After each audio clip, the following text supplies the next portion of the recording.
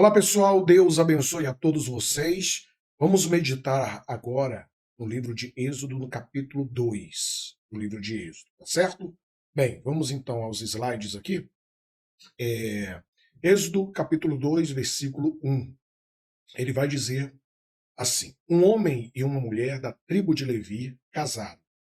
Esse homem e essa mulher é o pai de Moisés e a mãe de Moisés, né? Arão e Joquebede. Muito bem. Vai falar o seguinte, que a mulher ficou grávida e deu à luz um filho, falando de Moisés. Ela viu que o menino era muito bonito e então escondeu durante 3 meses. Me chama a atenção esse versículo aqui, porque nós vemos que esse casal era um casal de fé. Né? A gente vê que era um casal de fé porque numa época difícil como essa, em que haveria a possibilidade do filho do sexo masculino ser morto, ser afogado no rio Nilo, porque essa era a ordem de Faraó. Eles se casam e ainda geram filhos, né? Gerou Moisés. Quer dizer, a confiança deles em Deus, de que Deus, né, o Deus que fez a promessa, fazer do povo de Israel uma multidão de povos, cuidará dele, cuidará dessa criança, protegeria a sua descendência. Então, é muita fé, não é verdade? E ele vai falar no versículo 3 o seguinte, né? Versículo 3.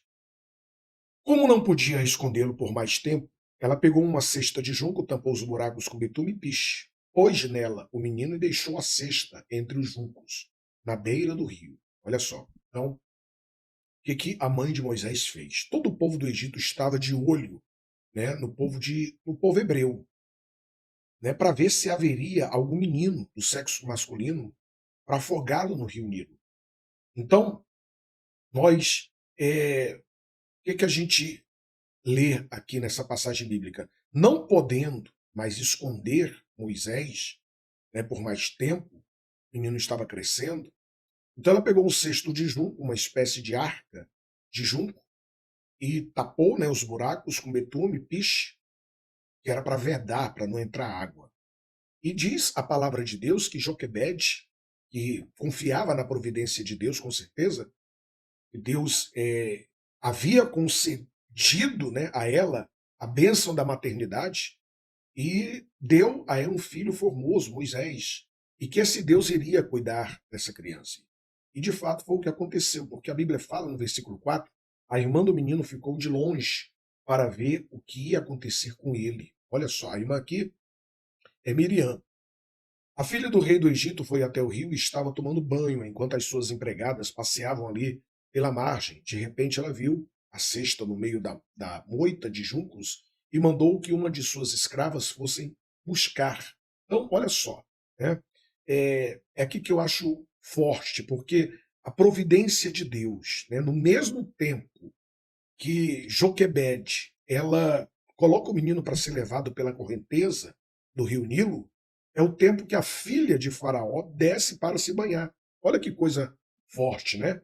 Então Deus usa as circunstâncias em favor dos seus propósitos, porque com Deus não existe acaso.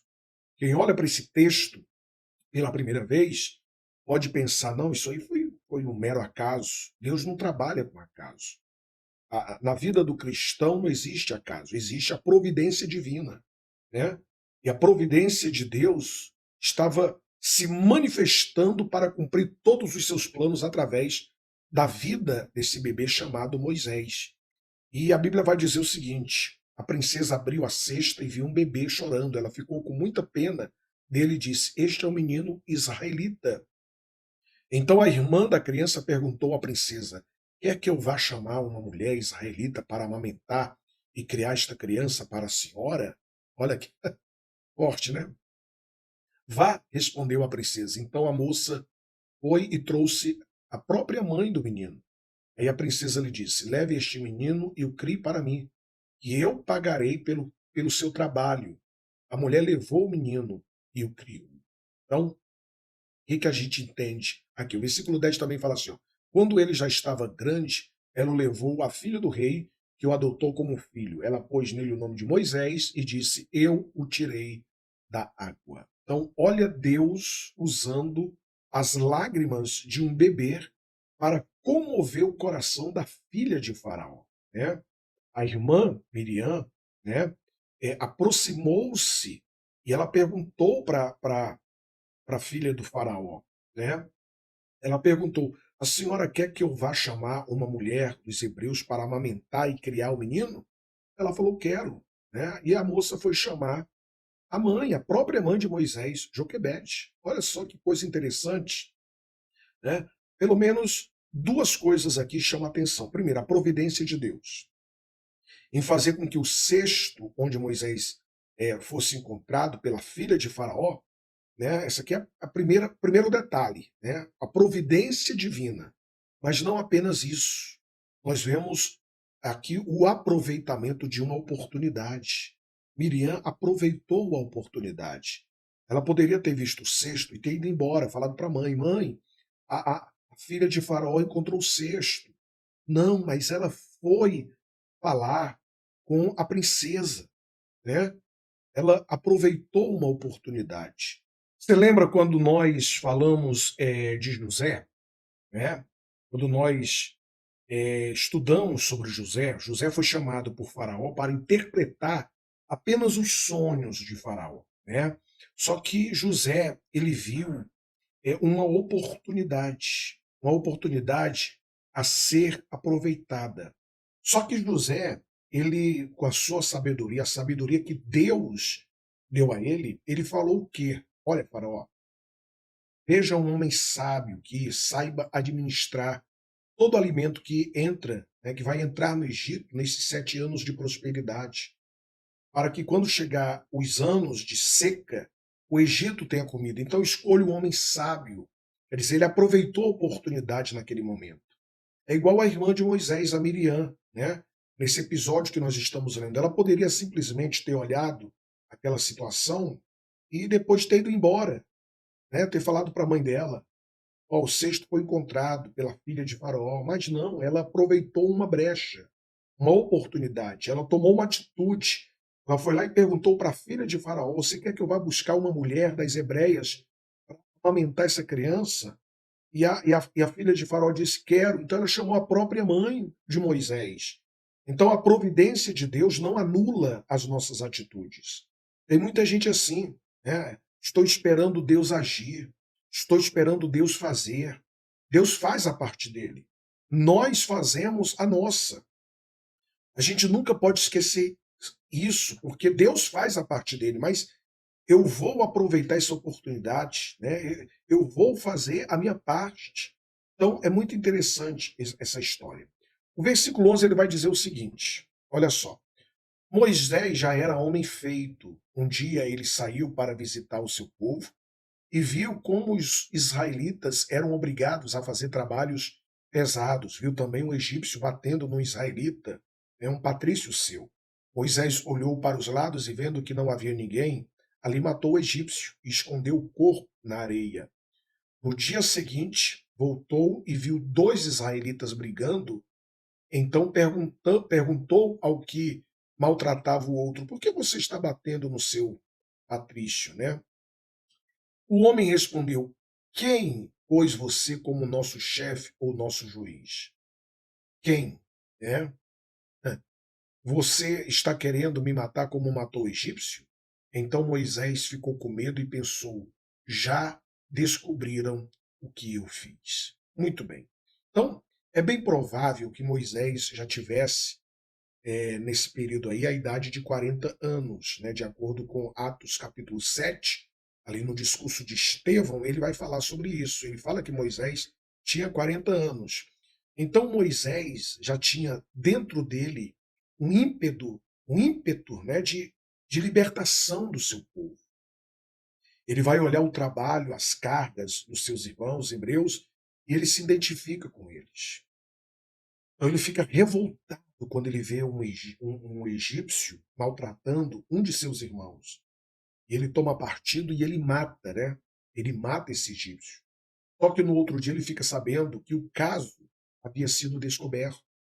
Então o que que Moisés fez? Ele fugiu do Egito, porque Faraó vai querer matá-lo sem dúvida.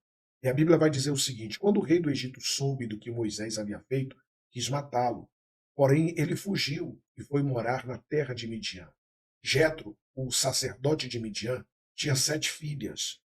Certo dia, quando Moisés estava sentado perto de um poço, elas vieram tirar a água, encher os bebedouros para dar de beber às ovelhas e às cabras, né, de seu pai. Então, o que, que acontece? Tudo estava dentro do controle da providência de Deus. Então, era necessário que Moisés saísse do Egito aos 40 anos, né? E agora ele vai para a sua segunda fase de vida, 40 anos cuidando de ovelhas, as ovelhas de Jetro, que se tornou o seu sogro. Então, Moisés ele tem pelo menos três fases na vida dele. A primeira fase é quando Moisés pensava ser alguém, né? Os primeiros 40 anos dele no Egito, ele pensava que ele era alguém. Só que Deus mostrou que, na verdade, não. Quando ele foge do Egito, ele passa mais 40 anos percebendo que ele não era ninguém. 40 anos cuidando de ovelhas, né? Ao todo 80 anos de idade. Então, ele volta, né, para o Egito com 80 anos e ele se torna o libertador do povo. Então, as três fases da vida de Moisés: 40 anos no Egito, mais 40 anos no deserto e 40 anos liderando o povo rumo à terra prometida. Então, o que acontece? Quando ele chega em Midian, ele vai ajudar as filhas de Jetro a dar de beber, né, para as suas ovelhas. Então ali ele é convidado para a casa de Jetro e é dito para nós que Moisés aceitou o convite de Jetro e concordou em morar na casa daquele homem. Ele começou a trabalhar cuidando das ovelhas de Jetro. Só que Moisés não sabia, né, mas o pastoreio dessas ovelhas rebeldes, muitos especialistas falam, afirmam que a ovelha é um animal rebelde, é um animal difícil. Mas Deus estava preparando Moisés para liderar o povo de Israel, que seria uma missão muito difícil, muito dura. E a Bíblia vai dizer o seguinte: alguns anos depois, o rei do Egito morreu, mas os israelitas continuaram gemendo por causa da sua escravidão. Eles gritavam pedindo socorro e os seus pedidos chegaram até Deus. Deus ouviu o seu gemido, né, o gemido deles, e lembrou da aliança que havia feito com Abraão, com Isaque e com Jacó. Deus viu a escravidão dos israelitas e ficou preocupado com eles. Muito bem. Então, os filhos de Israel, eles gemiam por causa da escravidão, uma escravidão pesada. Eles clamaram a Deus, e o seu clamor chegou até Deus. Porque quando clamamos, Deus ouve. Mas o que eu quero destacar para você é que Deus, ele viu, Deus atentou, Deus agiu. Eu não sei qual é a sua situação hoje. Eu não sei o que tem te levado a gemer por causa do sofrimento. Mas se você clamar como o povo de Israel fez, o seu clamor vai chegar a Deus. Deus vai ser lembrado das suas promessas. Porque tudo que está escrito na Bíblia é para o nosso ensino. Então, o mesmo Deus a quem o povo clamou, o mesmo Deus que ouviu, viu, atentou e agiu, é o Deus que faz isso por nós. Ainda hoje, ele faz, minha amiga, meu amigo. Então, se você clamar, ele vai ouvir, ele vai agir em seu favor. Então, muito bem, esse é o capítulo 2. Nós vamos agora estudar o capítulo 3 do livro de Êxodo, certo? Deus abençoe a sua vida.